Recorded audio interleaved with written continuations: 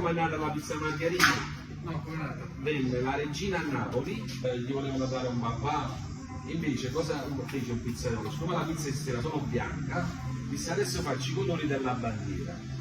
La mozzarella bianca, il pomodoro rosso e il basilico verde. Rosso, bianco e verde, i colori del Alla regina Margherita, quindi la pizza l'ha chiamata Margherita. bravo. Ma segniamo l'arte della pizza, quella vera. Canto solo io. Canta Maria Maria. Canta Maria allora devi cantare napoletano per fare bene la pizza. Hai capito?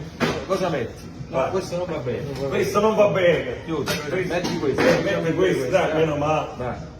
Mamma mia, quando ci vuoi per fare una pizza. Ah, Una cosa importante. Mai metterci l'ananas sopra. Mai. Vai stesso. Lo stesso, non troppo così. Così.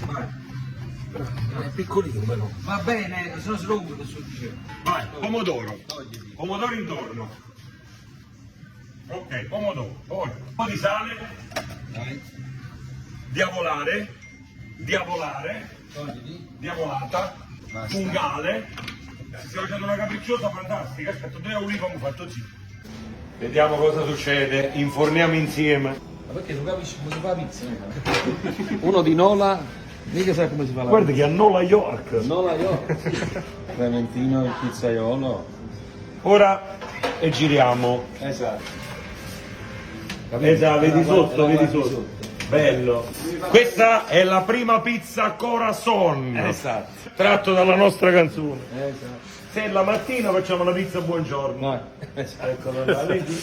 Guarda qua. Zio Cleme. Quando fai una buona pizza. Una grande pizza, sto facendo una capricciosa. Bravo. È un po' come me. Signore e signori, pizza capricciosa. Guarda zio Clemente. La pizza. Zio Gigi. È la pizza. Facciamoci la pizza. Pizza capricciosa la chiameremo coso. Scusa, oso. Che top.